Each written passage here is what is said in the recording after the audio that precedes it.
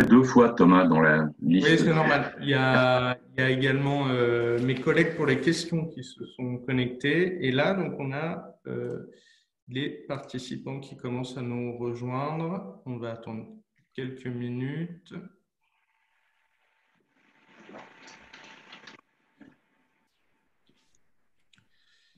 Voilà, encore quelques minutes. Désolé pour le petit retard technique pour tous les spectateurs du webinaire qui nous rejoignent. Je vous propose qu'on attende encore une minute, le temps que tout le monde se connecte.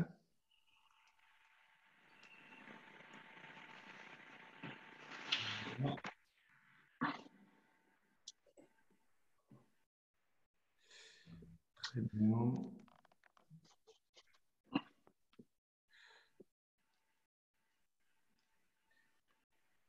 Parfait. J'ai l'impression que la jauge continue à augmenter. Très bien. Eh bien, écoutez, il est 11h02. On va donc commencer le webinaire. Encore une fois, avec toutes mes excuses pour le petit retard technique. Bonjour à tous. Bienvenue à ce webinaire consacré à la restructuration et à la transformation des entreprises en situation de crise. Ce webinaire a été organisé dans le cadre de l'opération Chief Covid Officer créée par Adéquancy. Alors pour ceux qui ne connaissent pas, c'est une opération qui vise à faciliter la condition de la mise en œuvre et de l'accélération de la reprise d'activité avec une cellule de Chief Covid Officer composée d'une quinzaine de managers de transition présélectionnés par Adéquancy. Et ce dispositif, son animation, ont été vraiment co-construits avec ces managers membres de nos communautés. Et c'était vraiment quelque chose d'important pour nous. Alors, je vais me présenter rapidement. Je suis Thomas Collin, associé cofondateur d'Adéquancy. Et j'ai autour de moi le plaisir d'avoir trois spécialistes du retournement qui vont participer à ces échanges et qui font partie évidemment de l'équipe des Chief Covid Officers. Alors, je vais commencer par Catherine Artus. Catherine, tu es DG de transition spécialisée dans le retournement et la transformation, plutôt sur les segments ETI ou Business Unit de grands groupes, avec des situations de crise, des sous-performances ou des contextes de mutation importantes. Tu as notamment réalisé des missions pour le compte d'XPO, de FedEx, d'Accor, du Club Méditerranée, de Thomas Cook ou de la Berry. Et tu interviens également dans les phases de M&A ou de Post-Merger Integration. Nous en avons ensuite à nos côtés Eric Denis. Donc Eric, tu es un directeur de transition très opérationnel avec une double expertise B2B et B2C, avec soit des distributions avec des réseaux traditionnels, du e-commerce. Tu es passé par les groupes Casino, Jardiland, Peugeot, mais aussi beaucoup d'ETI et de PME. Tu y as mené des plans de transformation, de restructuration, toujours en vue de créer des synergies, restaurer une profitabilité financière pérenne, et tu accompagnes entreprises et dirigeants sur les changements en temps de crise. Et puis nous avons enfin à nos côtés Stéphane Roussier. Donc Stéphane, tu es DG expert en retournement dans de nombreux secteurs, que ce soit services, distribution. Tu as notamment conduit le retournement de pas mal d'entreprises, des levées de fonds, des cessions. On peut citer Top Achat dans le e-commerce, LVTech, Vet Affaires dans le textile, le groupe Tracker sur de la télématique embarquée. Tu as collaboré au cabinet de Dominique Strauss-Kahn à l'époque où il était au ministère de l'économie et des finances. Et puis, tu as fondé un fonds spécialisé dans le retournement avec des investisseurs de premier plan. Tu accompagnes aujourd'hui les dirigeants et les actionnaires dans ces phases de transformation, toujours en recherchant des solutions opérationnelles et financières qui permettent un redéploiement rapide. Donc, merci beaucoup à tous les trois de vous être joints à ce webinaire. L'idée de cet échange, ce n'est pas de revenir sur le catalogue des procédures collectives, des procédures amiables, des procédures préventives, etc. voilà, de passer en revue ça, dégrainer des mesures juridico-financières, etc., mais plutôt d'apporter aux dirigeants qui nous écoutent et aux managers qui nous écoutent des éléments concrets de réflexion tirés de vos expériences, de vos analyses sur la situation actuelle, pour participer à la réflexion sur les plans d'action à mettre en place, les plans de retournement, et j'allais dire aussi les éléments d'attention qui doivent guider l'action des dirigeants et des managers qui nous écoutent. Voilà. Alors, notre échange va s'articuler en trois parties. D'abord, on va regarder comment lancer un plan, dans quelles conditions. Ensuite, comment créer les conditions de succès d'un plan. Et puis enfin, on abordera la sortie du plan, puisque l'idée, c'est aussi de voir la lumière au bout du tunnel. Et puis enfin, on se réservera un temps dans cette heure d'échange pour répondre aux questions de ceux qui nous écoutent. Donc, je m'adresse à eux. Vous avez la possibilité, tout au long de la discussion, de poser vos questions via le fil de conversation de ce webinaire. Et donc, ensuite, on reprendra les questions qui ont été posées et on les posera à nos trois intervenants pour continuer l'échange sur les sujets qui vous intéressent. Voilà. Alors, on va passer tout de suite à la première partie de l'échange, qui est finalement comment on lance un plan de retournement. Stéphane, je crois que tu voulais d'abord nous parler de la place du retournement, enfin de la place naturelle du retournement dans le cycle de vie d'une organisation et d'une entreprise. Oui, en effet, merci Thomas. D'abord, bonjour à toutes et bonjour à tous. Effectivement, quand on parle de retournement, là, on parle de retournement dans le contexte de la crise Covid. Le retournement, c'est un art, une science, comme le développement. Il faut rappeler qu'indépendamment des situations de crise particulières comme celles qu'on connaît, toutes les entreprises, à un moment de leur histoire, voire plusieurs fois d'ailleurs dans leur vie d'entreprise, connaissent, alors les terminologies, il y en a plein, connaissent situation de repositionnement, de réinvention, etc. Bref, le retournement, d'une façon ou d'une autre. Le retournement, c'est donc une phase naturelle et il faut se décontracter par rapport à ça. C'est une phase naturelle dans la vie, dans l'évolution d'une entreprise. Il n'y a rien de très extraordinaire à ça. Ça résulte simplement de la cyclicité des marchés. Les marchés, ils évoluent. Voilà, il y a une cyclicité naturelle dans les marchés qui est accrue d'ailleurs de la vitesse de transformation de l'offre dans tous les domaines de l'économie, que ce soit dans la supply chain, qui a considérablement évolué avec les facteurs de mondialisation, l'amélioration des performances du transport, etc., etc. Dans tous les domaines d'activité, évidemment le commerce en ligne, l'accélération des processus et des méthodes de l'offre conduisent à redistribuer les cartes et à devoir se réinventer. Donc, toutes les entreprises connaissent à un moment donné de leur histoire ces situations un peu particulières que sont les situations de crise en général dans lesquelles on peut parler de retournement. Voilà, rien d'extraordinaire à ça. Et d'ailleurs, à cet égard, il faudrait souligner que de même qu'il existe des universités, des formations, des méthodes, des process pour caractériser la croissance et le développement, de la même façon, il existe des méthodes, des savoir-faire spécifiques à la gestion de crise. D'ailleurs, récemment, il y a des universités qui sont créées, alors là, c'est peut-être lié à la situation particulière qu'on connaît, mais il y a des universités qui ont mis en place des cursus spécifiques sur la gestion de crise. C'est donc un savoir-faire à part entière, un savoir-faire en soi.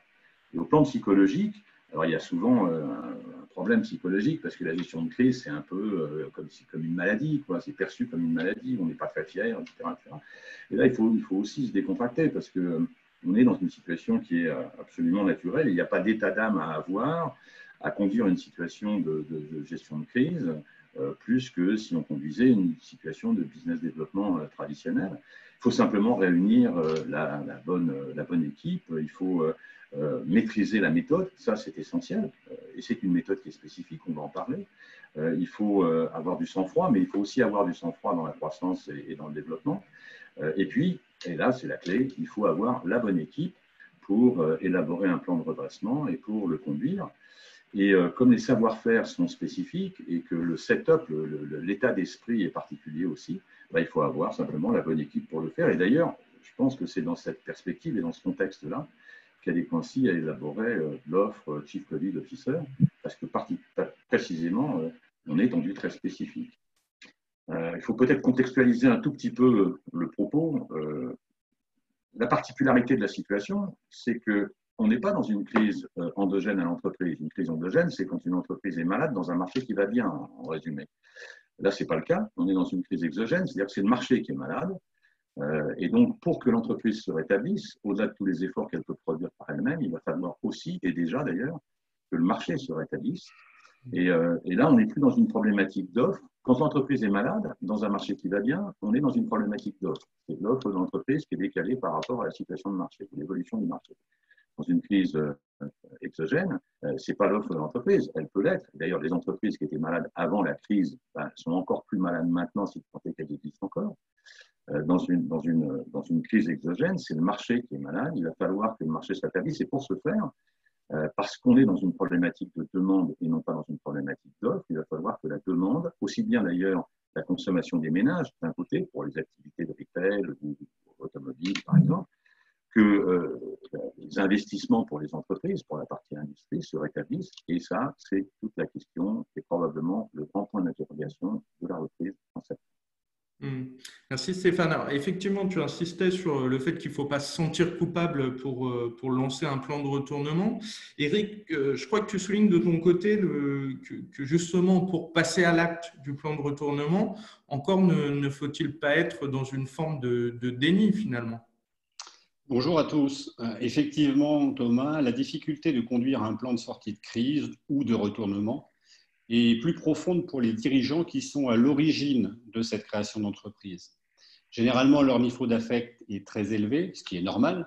Ces dirigeants, on constate qu'ils ont beaucoup de mal à se projeter et surtout à déconstruire ce qu'ils ont construit dans le temps. C'est psychologiquement compliqué et beaucoup sont dans le déni. La plupart du temps, ils seraient capables d'écrire ce plan de redressement, mais leur rapport à l'entreprise, les liens qu'ils ont établis avec leurs collaborateurs, les empêchent d'avoir une vision claire et de passer à l'acte. Généralement, ils ont bien vu les signaux faibles, mais ils les ont repoussés. On entend souvent dire « ça ira bientôt mieux, c'est conjoncturel », mais les chiffres sont têtus. Donc, si des décisions fortes doivent être prises, ce qui est souvent le cas, il est préférable qu'elles le soient par un tiers qui aura une analyse beaucoup plus froide, à la fois sur l'état des lieux, mais aussi sur les actions nécessaires à conduire. Ouais, merci Eric. On l'aura compris sur vos deux interventions, la prise de conscience des difficultés et la volonté d'y faire face sont en fait indispensables, j'allais dire, pour créer les conditions d'un lancement d'un plan de retournement avec ou sans l'aide de tiers. Mais moi, j'aimerais qu'on se penche maintenant sur ce qui se passe en ce moment, parce que finalement, on constate que par rapport à l'ampleur de la crise telle qu'on comprend de tous les chiffres qui sortent, il y a finalement il y a quelques redressements judiciaires, plans de sauvegarde, etc., qui font la une, mais il y en a finalement que beaucoup moins que ce à quoi on aurait pu s'attendre. Est-ce que c'est finalement une bonne nouvelle? Est-ce que c'est surprenant? Qu'est-ce que tu en penses, Eric? Les entreprises sont focalisées sur la préservation du cash et la mise en place des différents leviers proposés par l'État. Environ 2/3 d'entre elles ont étalé le paiement des charges sociales, ont constitué des dossiers de prêts garantis par l'État, elles ont différé les paiements non vitaux pour l'entreprise comme les loyers, et elles ont travaillé à obtenir de nouvelles lignes de crédit bancaire ou des reports d'échéance, et aussi bien sûr à l'optimisation du BFR. Donc les niveaux de trésorerie sont généralement plutôt bons à ce jour, mais ce n'est pas sans vigilance pour la deuxième partie de l'année, surtout pour les entreprises qui ont une saisonnalité marquée. Ce qui est surprenant est le fait que seulement 20% des entreprises ont un bon niveau de maturité dans leur prévision de trésorerie. Beaucoup affichent des écarts de plus de 10% entre les prévisions et la réalité. En période de crise, c'est un sujet qui est excessivement vital, d'autant plus qu'une discipline financière ainsi qu'une bonne gestion de la trésorerie seront essentielles pour relancer les ventes et engager bien sûr des projets internes et externes créateurs de valeur. Dans un même temps, il est intéressant de constater que la plupart des entreprises priorisent la relance de l'activité commerciale et souhaitent profiter de cette période de flottement pour conquérir des parts de marché. De nombreux dirigeants songent aujourd'hui à consolider leur secteur d'activité en participant à une action de rapprochement pour mieux résister à l'avenir, ou tout simplement à profiter d'opportunités que leur présenteront le marché. La situation est plus critique, notamment pour les PME industrielles qui ont une fonction de sous-traitant et pour lesquelles la trésorerie ne leur permet pas d'envisager de passer un été sereinement. Les entreprises qui prévoient un retour à la normale en 12 mois et plus sont celles qui vivent actuellement un arrêt complet d'activité ou celles qui travaillent en lien avec la distribution et la gestion de réseaux de points de vente. Quoi qu'il en soit, la plupart des observateurs estiment que les difficultés financières des PME et des ETI pourraient devenir rapidement intenables si l'activité économique ne se normalise pas d'ici 3 à 4 mois après le déconfinement. Oui, pour poursuivre sur ce que tu dis, Eric, en préparant ce webinaire, en discutant avec vous et aussi avec d'autres acteurs du restructuring, j'ai l'impression qu'il y a quand même un consensus sur le fait que les procédures collectives vont se multiplier à la rentrée. Mais un point qu'on a eu tous ensemble en préparant ce webinaire, c'est le fait qu'un plan de retournement, il n'est pas forcément lié, il n'est pas forcément synonyme de redressement judiciaire. C'est sans doute même souvent trop tard. Donc, Karine, est-ce que tu peux partager avec nous le timing finalement? Quand est-ce qu'il faut vraiment lancer ce plan de retournement? Donc, plus la structure est agile, plus on peut attendre. Plus la structure est lourde, c'est-à-dire avec des usines, des entrepôts, des flottes de véhicules, soit des actifs immobilisés, des charges fixes importantes, plus il faut être dans l'anticipation. Donc, le degré d'anticipation dépend à la fois de la typologie d'activité de l'entreprise, de sa taille, de la taille de la structure, de son état financier d'avant la crise et aussi la manière dont le marché a été impacté par la crise Covid. Il faut distinguer les structures qui sont déjà en distress et déjà en grande difficulté financière et celles qui connaissent un stress financier conjoncturel lié à la crise, mais qui ont encore les moyens de s'offrir un plan de retournement et qui peuvent encore s'offrir le luxe d'anticiper. Dans les deux cas de figure, des stratégies de retournement existent et la mise en œuvre de ces stratégies sera différente.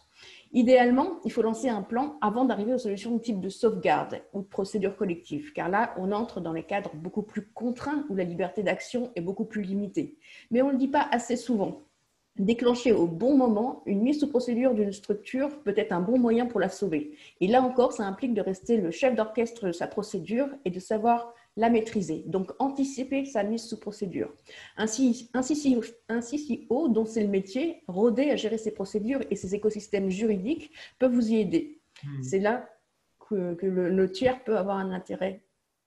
Ouais, faire profiter finalement de son vécu sur ce type de procédure, sur ce type de plan. Oui, c'est très clair. En tout cas, ce que je comprends, c'est que le timing est absolument clé. Il va dépendre à la fois de la nature d'activité et aussi des capacités financières à payer ou pas un plan de retournement. En tout cas, on vient de voir que finalement, il y avait un timing qui était important, un besoin de prise de conscience. Moi, j'aimerais maintenant vous entendre plus sur les facteurs clés de réussite. C'est-à-dire, bon, on a décidé de lancer ce plan de retournement. Stéphane, tu disais en préambule que le retournement, ce n'est pas une question de hasard, de chance, mais avant tout d'outils, de méthode. Finalement, comment le réussir, ce plan? Je crois que ce que disait Karine à l'instant, c'est assez important. La clé, le point de départ, qui est absolument déterminant, c'est l'anticipation. Mais pas uniquement l'anticipation en amont du processus, l'anticipation tout au long du processus. Et évidemment, bien sûr, en amont. Pourquoi? Parce que quand on est dans une situation de crise, on navigue à vue. Il y a plein de paramètres qui vont interférer. Exemple, est-ce que la reprise sera là en septembre? Et si elle n'est pas là en septembre, est-ce qu'elle sera là en décembre? Et si elle n'est pas là en décembre, est-ce qu'elle sera là au premier semestre 2021? Donc, on navigue à vue. Et donc, l'anticipation, ça consiste en quoi? Ça consiste à partir d'un point dur, c'est-à-dire d'un point certain. Et donc, la première des premières mesures à prendre, c'est de conduire un audit. Alors, Eric parlait tout à l'heure de la notion de déni, et c'est effectivement un autre point essentiel. Il faut partir d'un point dur et conduire un audit de situation réelle, un audit rapide, parce qu'on n'a pas beaucoup de temps, mais un audit sérieux, un audit objectivé, parce que l'objectivité de l'analyse et l'exactitude du chiffre sont les conditions sine qua non de la conduite, de l'anticipation elle-même. comment est-ce que je peux me positionner si mes chiffres sont plus ou moins justes, si l'analyse elle est plus ou moins aléatoire. On ne peut pas fonder là-dessus un plan. Et l'output de cet audit, appelons-le comme ça, de situation, le cas échéant peut faire appel à une vue extérieure parce qu'il faut objectiver les choses. L'output de cet audit, c'est l'élaboration de ce qu'on pourrait appeler un scénario de worst case, ce que je disais à l'instant, et si la reprise n'est pas en septembre, etc., etc. Donc il faut ce scénario, il faut l'avoir établi, et il faut avoir établi son corollaire, c'est-à-dire le plan de trésorerie qui va bien et qui fait apparaître les impasses à la fois en montant et en période, en date, parce que selon ce que je vais rencontrer comme situation, et on a vu qu'on ne maîtrisait pas tout dans la situation, on est dans une crise de marché, selon ce que je vais rencontrer sur l'avancement des choses, ben, je vais pouvoir prendre des décisions rapides parce que je les aurai anticipées. Et l'anticipation, ça suppose l'exactitude du chiffre et l'objectivité de l'analyse. Ça, c'est le préambule. Après ça, la première phase de conduite du plan lui-même,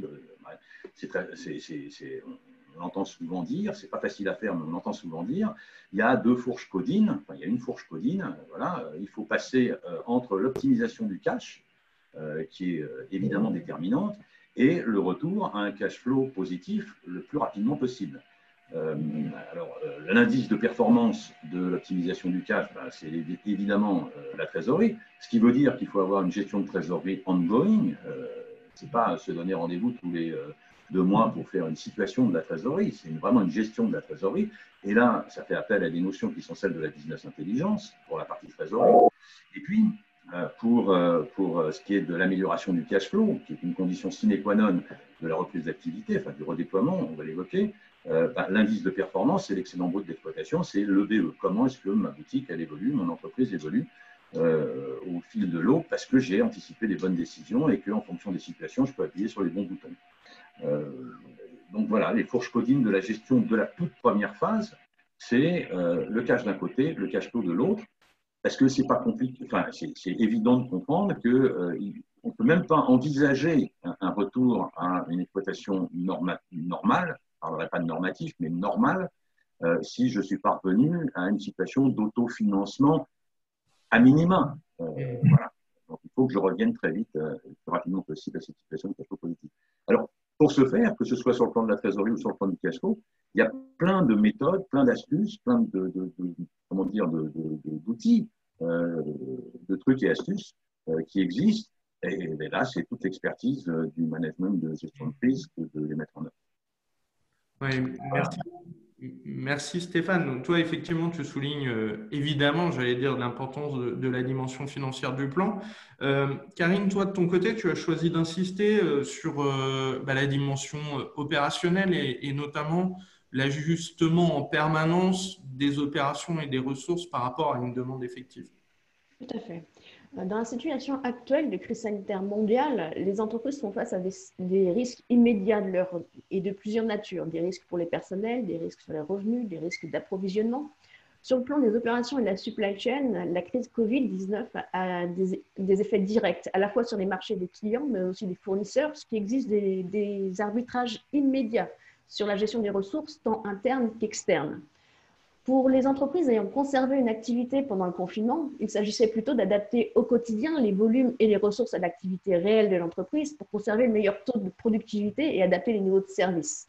Lorsque les supply chains reposent sur des tierces parties installées dans les zones concernées par la crise, l'exemple d'une usine de production en Chine par exemple, l'épuisement rapide des stocks devient un risque important. Dans ce contexte, les entreprises sont fortement exposées à une défaillance à court terme et à moyen terme et il peut se contourner si on l'anticipe.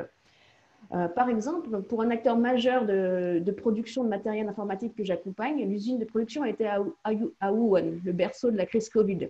Nous avons dû redoubler d'ingéniosité pour évacuer le stock disponible dans ces usines qui deviennent très vite obsolètes vers des zones libres et délocaliser la production pour les prochains mois et négocier des voies de trafic aérien internationaux qui ont été stoppées. Donc dès janvier, en Europe et aux US, on était déjà en mode gestion de crise Covid. Donc, les entreprises vont devoir maintenant repenser leur manière de piloter leurs opérations et la notion de RSE devient plus que jamais essentielle. Sur le plan des ressources humaines aussi, la priorité reste la santé des collaborateurs. Les entreprises doivent garantir leur protection sur le lieu de travail pendant les déplacements, le cas échéant, assurer leur rapatriement pour les expats et les grands voyageurs, afin de garantir la continuité des activités tout en préservant la santé des collaborateurs. Différentes mesures doivent être anticipées, notamment en matière d'organisation du télétravail, qui a été crucial pour la continuité de l'activité, et l'identification de solutions alternatives liées à l'indisponibilité potentielle de certains collaborateurs sur les activités critiques. Ces actions doivent figurer parmi les premières priorités du moment. Sans compter également qu'il y aura une fin à cette situation. Donc pour la réussite d'un plan de restructuration, la motivation, l'implication, le support des équipes reste crucial. Le dirigeant seul ne pourra pas redresser sa structure. C'est un travail d'équipe pour lequel il est important de communiquer et de partager les différentes étapes du plan. Certains et certaines seront amenés à faire des sacrifices, des réductions de temps de travail, des réductions de salaire, le chômage partiel, les prises de congés et RTT imposés, des plans, des PSE qui vont arriver à la rentrée. Donc, il est important de savoir reconnaître les efforts de chacun, de s'engager à ce qu'après le combat, lorsque la barre sera redressée et l'entreprise sécurisée, il vienne un temps des récompenses. Et pour les personnes qui seront amenées à quitter leurs entreprises par le biais de PSE, il est important de mettre les bonnes mesures d'accompagnement en place pour que la transition se fasse dans de bonnes conditions pour eux. Ouais, merci Karine. Pour rebondir sur ce que tu disais et sur le rôle notamment du dirigeant dans la gestion de ces opérations, etc., vis-à-vis des collaborateurs. Eric, toi de ton côté, tu insistes sur un facteur clé de succès que tu estimes fondamental, c'est celle justement de la communication du dirigeant. Oui, tout à fait. Parmi les conditions de succès d'un plan de retournement, il y en a une qui est effectivement fondamentale, c'est la communication du dirigeant. D'expérience, plus cette communication est claire, expliquée, objectivée dans le temps, avec des points d'étape partagés, plus vous allez créer de la confiance autour de vous et plus vous obtiendrez l'adhésion de vos équipes. Le manque de communication crée le doute, donc le manque de confiance dans une période qui est déjà perturbée. Donc c'est le moment de rassembler et de mobiliser. Prenez le temps de réunir votre personnel chaque mois, de leur expliquer où se situe l'entreprise vis-à-vis du plan de marche que vous leur avez présenté. C'est dire ce que l'on va faire et faire ce qu'on dit. Et surtout dire la vérité. Ça va demander des efforts et des sacrifices. Il y aura sans doute une exigence d'exemplarité, mais c'est tout aussi important que le plan lui-même. Et puis, surtout, c'est votre crédibilité de patron. En procédant ainsi, avec des indicateurs qui sont connus et partagés, vous allez créer une forte capacité de mobilisation et vous gagnerez en audace et dans l'engagement des équipes. D'ailleurs, c'est intéressant de constater que cette règle prévaut également en communication externe avec vos différents partenaires, fournisseurs, clients, banquiers ou prestataires. Merci Eric. Donc, si je résume, en fait, on a une première partie de la phase de retournement qui est évidemment un volet financier avec le retour à des cash flows positifs, le dimensionnement des opérations, la communication adaptée. Et ensuite, Stéphane, tu le disais, va venir une phase de redéploiement, mais qui fait toujours partie du plan de retournement. Tu peux nous en dire un peu plus là-dessus? Donc, l'objectif de la première phase, c'est de revenir à un point d'autofinancement à peu près équilibré. Cash flow positif, ce qu'on évoquait tout à l'heure. Et on a évoqué les mesures à prendre, l'anticipation et les mesures pour le prendre. Bon, j'en suis là. OK, je suis revenu à une situation à peu près équilibrée de cash flow. Le point intéressant, c'est qu'à partir du moment où j'ai atteint ce point-là, les marchés financiers vont se réouvrir progressivement. On a pu le constater là encore, mais c'est vrai à chaque fois qu'il y a une crise, les marchés financiers sont relativement peu dynamiques pendant la période de crise. En revanche, ils sont assez actifs après la période de crise. On va l'évoquer. Mais donc, je suis arrivé à cette situation où j'ai un autofinancement à peu près correct. Et donc, les marchés financiers vont se réouvrir à moi. Et dans les marchés financiers, il faut entendre en haut de bilan mes actionnaires, le new money, qui peut être intéressé par investir dans mon entreprise, et puis en bas de bilan, les banquiers et l'ensemble des financeurs de l'exploitation. Voilà. Donc, Maintenant, mon job, ça va être de créer les conditions du redéploiement et pour ce faire, de réunir les moyens humains, les moyens opérationnels et les moyens financiers nécessaires à ce rebond, à ce redéploiement. Et comme d'habitude, je vais élaborer le business plan qui va bien, qui projette l'entreprise, puisque maintenant, je peux me permettre de recommencer à projeter les choses, c'est-à-dire de voir un petit peu plus loin que l'horizon immédiat dans lequel j'étais pendant la gestion de la crise. Et puis, évidemment, je vais faire le plan de trésorerie qui va bien et qui explique, à la fois en montant, en période et en rentabilité, les investissements que j'envisage pour le déploiement de l'entreprise. Et la condition sine qua non de tout ça, c'est d'être revenu à une situation de cash flow positif. Il y a un point, il faut contextualiser un peu la chose, parce qu'il y a un point qui est assez intéressant d'ailleurs, dans ce qui s'est produit ces derniers mois, c'est que cette crise Covid a accéléré un certain nombre de facteurs de transformation des marchés qui étaient latents avant, et elle a mis d'ailleurs en lumière un certain nombre de nouvelles tendances de marché. Là, je parle de choses dont on entend parler tous les jours, qui sont la relocalisation, le télétravail, la transformation numérique, la responsabilité sociale des entreprises, des nouveaux modes de consommation, voire même l'idée de nouveaux modes de déconsommation. Il est bien probable qu'à court terme, l'ensemble de ces facteurs et l'ensemble de ces tendances ne vont pas modifier en profondeur la réalité économique de l'entreprise. Mais pour autant, je crois que dans cette phase de redéploiement, il est incontournable d'intégrer ces facteurs et ces tendances dans la projection du rebond et l'évolution de l'entreprise à moyen terme. Merci beaucoup Stéphane. Karine, de ton côté, comment tu la vois cette phase de redéploiement? Si on prend l'exemple du retail, par exemple, la digitalisation permet d'accéder à des nouveaux canaux de distribution. Donc, c'est un investissement accessible qui peut être lancé en temps de crise et qui peut sécuriser également un scénario de deuxième vague dont on n'est toujours pas à l'abri. En logistique, par contre, si l'automatisation des entrepôts est une source d'amélioration, soit de la productivité, soit de la capacité du volume traité, l'investissement est important, lourd. Donc, la décision d'automatisation des entrepôts est à planifier dans le plan de retournement, évidemment, mais une fois que les mesures d'urgence de retour à un cash flow positif seront sécurisées, les objectifs atteints. Il serait déraisonnable d'investir à ce moment.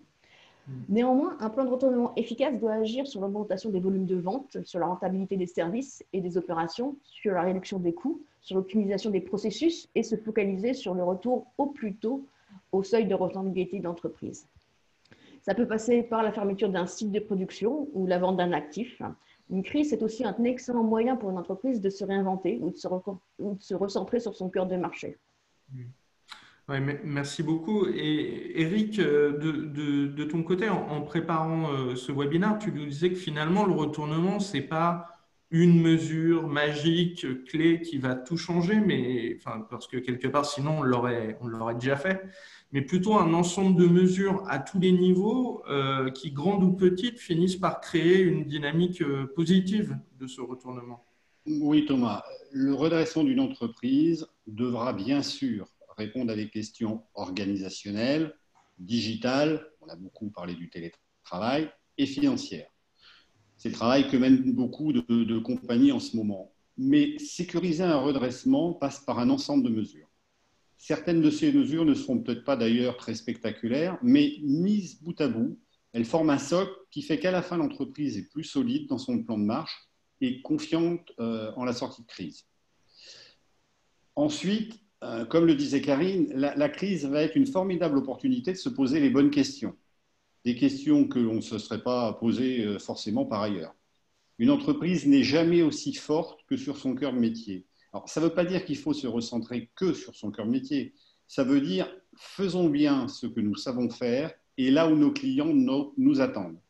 C'est notre socle de rentabilité, c'est notre socle d'activité. Puis soyons malins et créatifs pour aller chercher des parts de marché et des leviers de croissance sur des territoires connexes à notre métier où nous serons légitimes avec des conséquences bien sûr positives sur l'entreprise. Mais bien évidemment, ces mesures se managent avec une grande rigueur et beaucoup de précision. Oui, merci Eric. Ce qu'on voit, c'est que cette phase de redéploiement, elle initie finalement un horizon d'opportunités beaucoup plus positif que le retournement en lui-même. Donc j'aimerais justement qu'on en parle. Je disais tout à l'heure, voir la lumière au bout du tunnel. Karine, pour toi, quel est l'horizon de la sortie du plan, notamment au regard de la crise actuelle? Il faut distinguer les entreprises qui vont échapper aux procédures des entreprises qui vont être sous procédure. Le constat est clair, les entreprises qui choisissent la procédure de sauvegarde s'en sortent mieux que celles qui entrent directement en redressement judiciaire et de manière contrainte. La mise sous procédure doit aussi être anticipée. On n'est pas obligé d'attendre d'être mis sous procédure, on peut s'y mettre soi-même, c'est déclaré. Et dans ce cas, on maximise ses chances de s'en sortir parce on se déclare lorsqu'on a encore des possibilités d'action. Donc, elles sont à environ 62% à obtenir un plan de restructuration.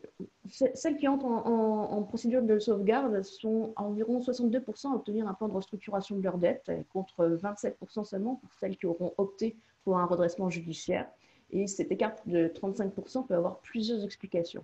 Il peut refléter des différences dans les caractéristiques qui étaient observables au niveau des entreprises au moment du RJ, telles que le ratio d'endettement, la taille, le secteur ou la zone géographique de l'entreprise, ou bien des différences dans les caractéristiques inobservables avant la mise sous procédure de l'entreprise, c'est-à-dire la personnalité du chef d'entreprise, qui va avoir beaucoup d'influence sur sa capacité à faire sortir son entreprise de la procédure, et qui va gagner ou pas la confiance du tribunal de commerce. Il peut aussi s'expliquer par une meilleure réputation des procédures préventives. Les entreprises en sauvegarde ayant une plus grande chance de survie à l'ouverture de cette procédure ne font pas fuir l'ensemble des partenaires, les clients, les créditeurs, les employés, les fournisseurs, ce qui augmente les chances de survie de l'entreprise et la préservation de son écosystème. Pourtant, en dépit de ce succès, très peu d'entreprises ont recours à la sauvegarde. Elle représente en moyenne 6% des procédures de traitement des difficultés financières entre 2008 et 2018. Donc, on peut trouver naturel pour les entreprises qui privilégient les procédures confidentielles comme le mandat ad hoc ou la conciliation qui protègent davantage leur réputation. Il est cependant regrettable que les entreprises qui pourraient avoir recours à ce dispositif préventif ne le fassent pas et finissent en redressement judiciaire contraint. Donc, si on donne quelques chiffres pour les personnes qui sont moins familiers à ce type de procédure, le mandat ad hoc connaît un taux de réussite de plus de 70%. De plus de 60%. Et 70% de ces entreprises sont toujours en bonne santé 3 ans plus tard. Donc, c'est une vraie réussite. Seulement 13% des entreprises qui ont enclenché une procédure de sauvegarde ont été converties en redressement judiciaire ou en liquidation. Donc, c'est encore un point positif. Les conciliations ou les homologations, 80% des cas aboutissent à un accord à l'amiable entre les parties et les créanciers. Donc entre l'entreprise en difficulté et ses créanciers. Le redressement judiciaire, par contre, 65% des procédures se soldent par une liquidation. Elles sont souvent déclenchées trop tard. 8% aboutissent à des plans de cession et 27% à un plan de continuation. Donc les chiffres sont beaucoup moins positifs. Quand est-ce qu'on va pouvoir sortir de cette crise? Est-ce que l'on peut espérer de sortir de la crise à horizon de 18 mois? Oui, s'il n'y a pas de seconde vague. Non, si on n'a pas une reprise du marché, par exemple. Donc, tout dépendra de la reprise de la consommation. Il faut penser que c'est une spécificité de cette crise Covid, elle touche tout le monde, alors que d'habitude, c'est une entreprise sur un marché qui reste porteur et sain. Donc, la crise Covid a métamorphosé en quelques jours l'organisation de toutes les entreprises françaises. Après avoir adopté les nouvelles méthodes de travail, le travail à distance, elles doivent maintenant anticiper la sortie du déconfinement et le plan de reprise d'activité. La situation est inédite et demande du calme, de l'humilité et de l'anticipation pour se fixer une stratégie solide. Anticiper maintenant, c'est durer le maximum de temps pour ensuite profiter d'opportunités de croissance, d'acquisition, via reprise à la barre et de consolidation. Oui, merci Karine. Je crois qu'effectivement, tu as démontré notamment au travers des analyses comparatives chiffrées l'intérêt de l'anticipation. Hein. On a beaucoup parlé de cette anticipation dans la mise en place du plan, finalement pour s'assurer la meilleure issue possible. Stéphane, toi, tu tapes sur ce que tu appelles un rebond des marchés pour sortir par le haut du plan de retournement. Tu peux nous en dire un peu plus sur Oui, ce parce sujet? que, bon, on fait face à une crise systémique, mais ce n'est pas la première. Au cours des 50 dernières années, on a connu les chocs pétroliers en 73, en 79, on a connu la crise boursière en 2001, on a connu la crise des subprimes, la crise financière en 2008.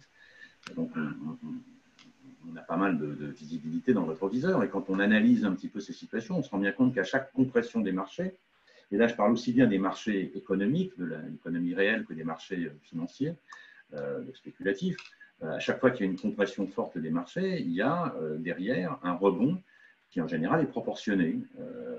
Voilà. Donc, on a tout lieu de penser qu'effectivement, derrière la compression des marchés qu'on connaît aujourd'hui, qui va durer, même si ça c'est la durée elle-même reste l'inconnu, il y aura aussi un rebond proportionné. Voilà. Après ça, il y a les entreprises, qu'elles aient suivi une procédure préventive ou pas d'ailleurs. Il y a les entreprises qui auront su se préserver, qui auront su préserver leur cash, qui auront su gérer la situation de crise avec la méthode et les process et l'exigence qu'on a évoquées au cours de cette heure. Voilà, qui auront constitué les équipes et puis il y aura celles qui auront eu moins comment dire, de professionnalisme dans la gestion de la situation. Et puis, de facto, il y aura les prédateurs et les prédatés. Il y a ceux qui seront capables, parce qu'à la sortie de crise, ils afficheront une situation qui sera maintenue, de lever des capitaux et d'être les acteurs de la consolidation des marchés, comme l'histoire le montre à chaque fois. Et ce qui est intéressant de voir, c'est qu'il y a plein de leaders aujourd'hui qui sont leaders de marché, alors qu'avant crise, ils ne l'étaient pas. Donc, il y a comme ça une redistribution des cartes. Le corollaire de la chose étant simple, c'est que les marchés financiers en situation de crise, on vient de le vivre là, hein, sont relativement atones, sont relativement absents. La bourse, dans tous les pays, a connu des baisses considérables pendant la période de confinement et encore maintenant d'ailleurs, hein, même si elle a des hauts débats, mais la moyenne, elle est quand même négative. Voilà. En revanche, les investisseurs sont toujours très actifs sur les marchés dans le dos de la crise, pour bénéficier des opportunités que la crise laisse dans son sillage. Et donc, les entreprises, celles qui auront pu se maintenir et qui auront donc géré cette situation avec le professionnalisme qu'on évoquait et les méthodes qu'on évoquait, ces entreprises-là seront les acteurs du marché de demain. Voilà. Alors, à tout malheur, une chose est bonne. On a évoqué beaucoup de choses un peu sombres là pendant une heure. Il faut simplement savoir que le soleil se lèvera demain et qu'il y aura de très belles opportunités. Voilà. Ouais, merci Stéphane. Eric, de ton côté, toi aussi, tu insistes sur le fait que, en gros, l'anticipation permettra d'ouvrir à terme des options de sortie de plan que tu qualifies d'offensives. Oui, j'observe aujourd'hui deux schémas d'entreprise. Les entreprises qui, à ce jour, en sont toujours au bilan post-Covid, à l'analyse et commencent à peine à écrire une stratégie. Et il y en a plus qu'on croit. Et celles qui sont déjà projetées vers demain, avec une feuille de route élaborée, à géométrie variable pour permettre des ajustements de parcours, mais offensive quoi qu'il en soit. Donc, nul doute que l'anticipation et la vitesse de transformation seront les clés de la sortie de crise. Plus les entreprises auront anticipé et plus elles sortiront vite de la crise. Elles auront sans doute une plus grande stabilité financière, une trésorerie plus saine et très certainement des opportunités de consolidation. Ouais, merci beaucoup à tous les trois. Donc, il y a quand même effectivement de la lumière au bout du tunnel et je rejoins Stéphane. On a parlé d'efforts, de sang, de larmes, hein, pour paraphraser Churchill, mais l'idée est bien de sortir du plan avec des possibilités de sortie par le haut. En tout cas, merci beaucoup à tous les trois. On arrive à la fin de cet échange. Et avant de passer aux questions-réponses, je voulais juste terminer en partageant avec vous le mot de la fin. Et j'ai choisi Arnaud Marion, qui est quand même un peu le porte-parole médiatique du restructuring en France. Et notamment, la citation qui a été reprise hier dans Challenge, il nous dit « Le Covid-19, finalement, est un accélérateur et non un déclencheur. Les sociétés qui vont déposer le bilan étaient finalement déjà fragiles. Le Covid n'a fait que précipiter leur situation. Une première vague proviendra des refus des PGE, c'est celle qu'on voit en ce moment. Les entreprises ayant connu une restructuration de leur activité n'ont pas de banquier pour les financer et de manière logique, elles ne parviennent pas à obtenir un PGE et c'est ces entreprises surendettées et débancarisées qui alimentent la première vague de dépôt de bilan qui s'est déclenchée autour du 15 juin. Bon, je pense qu'on est encore en plein dedans, tout le monde a en tête des grandes enseignes, notamment dans le retail. Ce qu'il dit, c'est une deuxième vague va arriver sans doute au premier trimestre 2021. Les entreprises insuffisamment profitables, n'ayant pas su se transformer, n'arriveront pas à retrouver un équilibre pérenne entre faible profitabilité, endettement et nouveaux besoins financiers, surtout sur des segments de marché déclinants. Donc là, maintenant, je m'adresse finalement à ceux qui nous écoutent. À vous, quelque part, de faire en sorte que maintenant, de ne pas… Alors, la première vague, elle est en cours et on voit bien les sociétés qui sont touchées, mais il y a encore de la latitude pour ne pas faire partie de cette deuxième vague.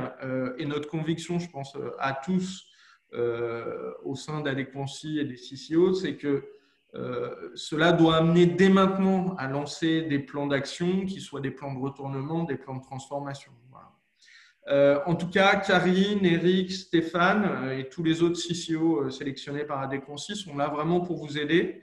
Notre message, c'est n'hésitez pas à les solliciter, n'hésitez pas à engager le dialogue. Notre conviction, c'est que c'est par l'échange direct entre pairs que l'on pourra construire des solutions à cette crise. Et je vous propose maintenant de passer aux questions. Alors, une première question peut-être pour Stéphane, qui nous vient de Philippe. Comment concilier la vitesse nécessaire à l'exécution du retournement et l'inertie qui est propre à un certain nombre d'organisations, sans doute d'ailleurs même beaucoup? Il y a deux éléments de réponse à la question. Le premier élément, c'est, on l'a évoqué, l'anticipation. C'est-à-dire que si j'ai rien anticipé du tout, alors là, je suis dans l'inertie la plus totale. D'abord parce que je ne sais pas quoi faire, et puis il y a un état de stress qu'a évoqué longuement Eric, qui fait que je suis un peu paralysé en plus. Non seulement je ne sais pas quoi faire, mais en plus je suis relativement paralysé au plan psychologique. Donc l'anticipation, c'est un facteur déterminant dans la capacité à prendre des décisions et à s'ajuster. Et ce n'est pas une blague, c'est une vérité absolue. Si je sais où je suis, si je sais qui je suis, si je sais les moyens dont je dispose, alors, avec un peu d'intelligence, je sais aussi ce que je dois faire. Et la question n'est pas de tout déclencher comme ça, n'importe comment et n'importe quand, mais simplement, si j'ai fait mon plan, je sais qu'à telle situation correspond telle action de ma part. Si ceci ne se réalise pas, alors je sais que je dois faire ça. Et si telle autre étape ne se réalise pas non plus, alors je sais que je dois continuer à faire quelque chose, etc. C'est ce mécanisme-là que je dois élaborer. Donc, le premier élément de réponse, c'est l'anticipation. Et puis, le deuxième élément de réponse, c'est l'expertise. Le one-man show, ça n'existe pas non plus. D'accord ? Donc, l'entrepreneur… Par définition, quand on est en situation de crise, on est un peu non seulement dans le déni éventuellement, mais dans le non-dit aussi. Parce que mon directeur financier, qui est un de mes proches collaborateurs dans la situation de gestion de crise, mais il fait partie de la situation de crise. Non pas qu'il en soit responsable, évidemment, mais il a lui-même sa propre angoisse, sa propre inquiétude. Où est-ce qu'on va, etc., etc. Et il les voit bien, les limites du plan de trésorerie, puisque c'est son job que de les gérer. Donc, c'est très difficile pour moi, directeur d'entreprise, manager d'entreprise, je suis un peu tout seul. Et donc, il faut que je m'entoure de gens qui ont une vision complètement décomplexée de la situation, qui ont une vision complètement dédramatisée de la situation, qui sont capables, de m'aider à prendre des décisions que seul je ne pourrais pas prendre, ou que j'aurais un mal fou à prendre, ou que je prendrais trop tard. Donc, la réponse à la question de Philippe, c'est simple, hein, anticipation d'un côté, équipe de l'autre. On est dans un combat. Exactement comme dans une situation d'acquisition d'entreprise, de consolidation de marché. C'est un combat, voilà, et c'est un combat qui va durer un certain nombre de mois. Là, il faut s'être équipé à la fois en connaissances et en méthode et en people, en compétences, pour faire face à ce combat. Ouais, merci Stéphane. Ensuite, on a une question de Nathalie, peut-être plutôt pour Karine. Là, on va parler des fameuses entreprises de la première vague Dixit Arnaud Marion.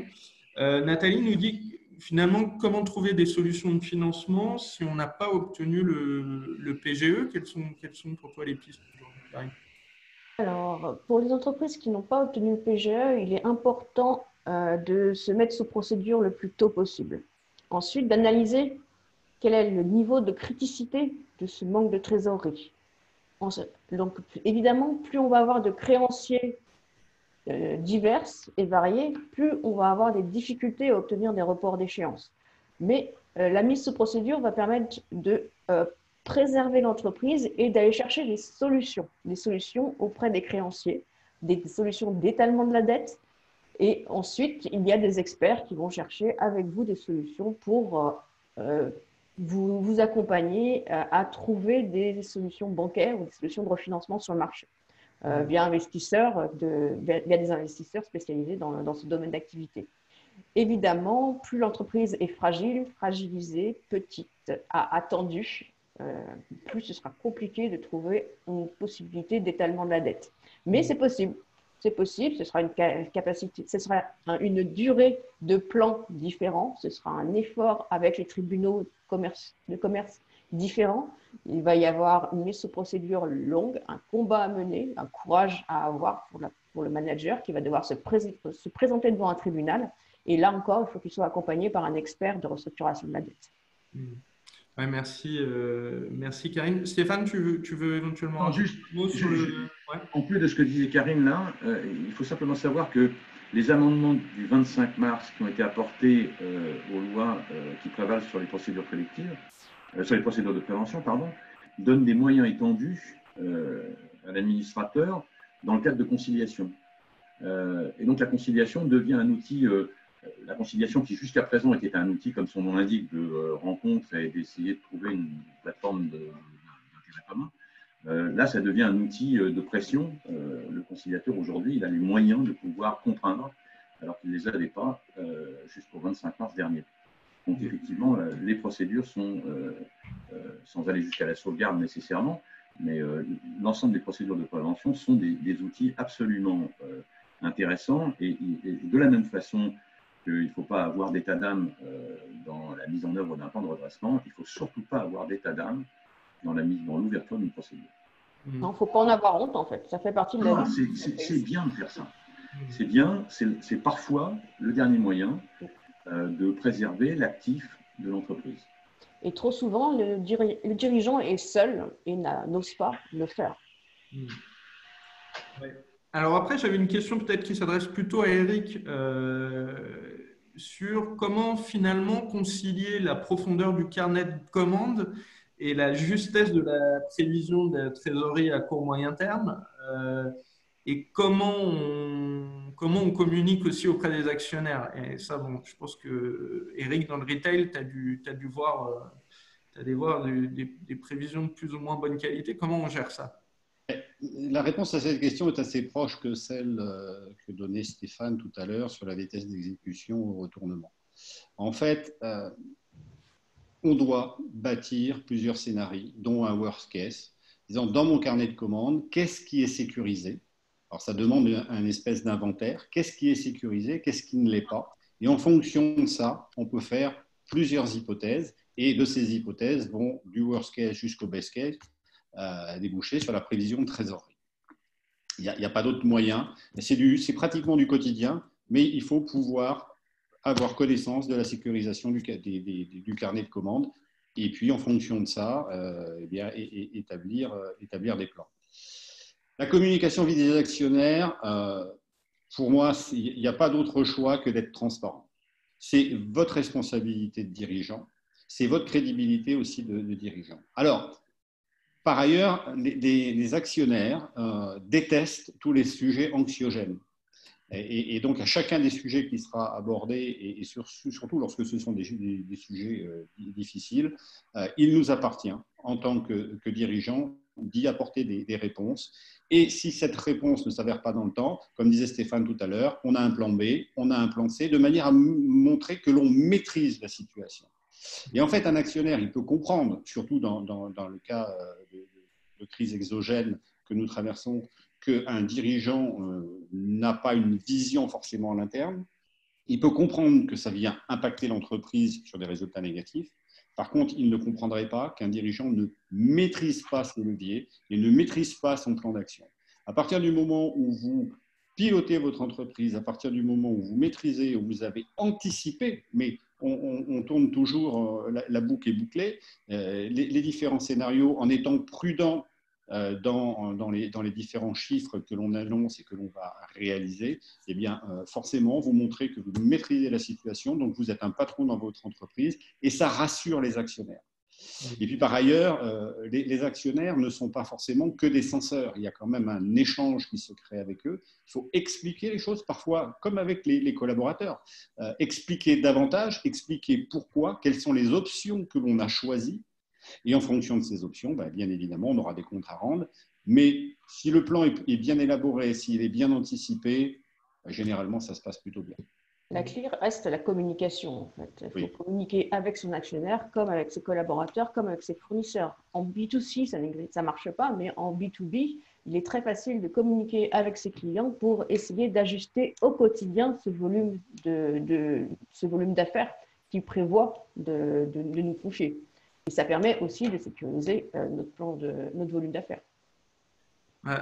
On peut peut-être, Stéphane, je vois que tu faisais un signe. Toi, tu as été des deux côtés. Tu as été dirigeant, tu as été actionnaire. Qu'est-ce que ça t'inspire? Non, pour avoir été des deux côtés, justement, il y a une chose qui est claire, très claire, c'est qu'en situation de crise, les actionnaires souvent, mais pas que les actionnaires d'ailleurs, l'ensemble des instances de l'entreprise, ont une vision assez court terme des intérêts individuels, pas toujours de l'intérêt collectif, c'est-à-dire de l'intérêt social de l'entreprise. Voilà, chacun, je ne sais pas, les fonds d'investissement qui ont investi il y a 8 ans dans telle entreprise, aujourd'hui, ils regardent la valeur de l'entreprise dans leur compte et ça ne les arrange pas bien si on leur parle de plan d'investissement à 3 ans, par exemple. Enfin, voilà.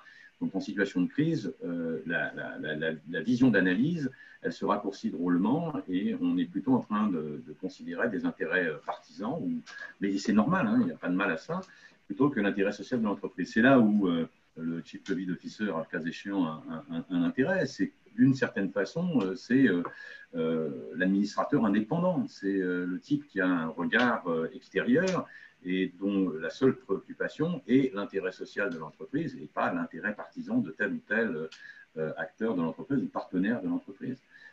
Et dans la gestion de crise, c'est drôlement important de conserver une vision bien pratique de l'intérêt social de l'entreprise. Oui, merci beaucoup. Je pense qu'on a encore le temps pour une question de Patrice. Peut-être pour Karine dans un premier temps, croyez-vous que l'on va avoir plus de relocalisation industrielle, on en parle beaucoup en ce moment en France, d'outils de production, autrefois, j'allais dire, délocalisés dans des zones low cost. Qu'est-ce que tu en penses, toi? Alors, oui, il va y avoir des relocalisations, mais il faut rester réaliste. Le coût du travail en France est cher par rapport à nos collègues roumains, polonais. Donc, penser que le marché automobile va revenir, le marché de manufacture va revenir en France, c'est illusoire. Par contre, sur certains segments qui vont être stratégiques, donc ça peut être l'high-tech, ça peut être les médicaments, on a vu qu'on avait un intérêt à relocaliser ou en tout cas trouver une solution plus européenne d'être autonome. Voilà. Donc, non, on n'aura pas une relocalisation massive de toute l'industrie manufacturière que l'on a délocalisée, mais on va étudier comment comment, au niveau européen, on peut être plus autonome sans dépendre de la Chine ou des US. Voilà. Donc, le plan va être beaucoup plus stratégique que cela. Et on va essayer de relocaliser les industries sur lesquelles on est les plus compétitifs pour que cela ait un sens économique également. Ok, merci Karine. Stéphane, Eric, un sentiment sur cette partie-là? Moi, j'ai le sentiment qu'il faut distinguer la production et l'assemblage. C'est-à-dire que la production, elle restera probablement, la fabrication, elle peut rester probablement en Asie ou dans des zones où le coût de la main-d'œuvre est bien moindre. Mais j'ai un peu le sentiment qu'on va aller progressivement vers la réincorporation de la valeur ajoutée en France, mais pas les Italiens en Italie, etc. C'est-à-dire réintégrer les chaînes d'assemblage de pièces qui seront éventuellement fabriquées à l'étranger, c'est-à-dire réintégrer les segments, les parties de la production qui ont une vraie valeur ajoutée et où notamment l'automatisation permet de réduire les coûts de production. Donc j'ai un peu l'impression qu'on va arriver à quelque chose comme ça qui distinguera la fabrication et l'assemblage. Et puis je suis tout à fait d'accord avec Karine. Il y a des domaines où la méthode d'analyse, la méthode de pensée n'est plus la stricte rentabilité de la chose, mais effectivement où une dimension stratégique rentre en ligne de compte, et pas uniquement au niveau de l'industrie, mais au niveau de l'alimentation.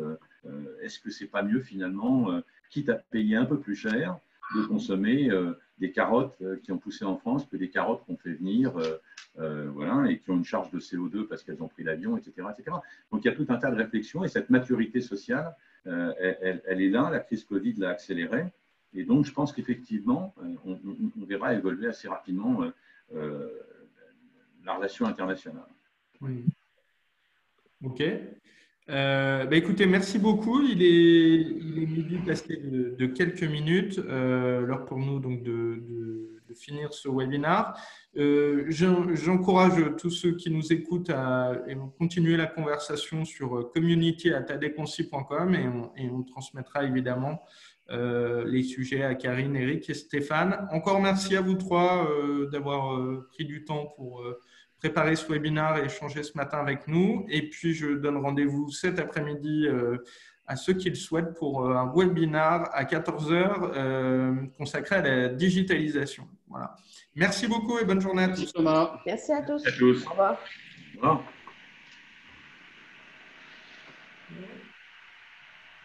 Et là, c'est bon. Il a appuyé sur le bouton rapidement. Ouais, je vous rappelle.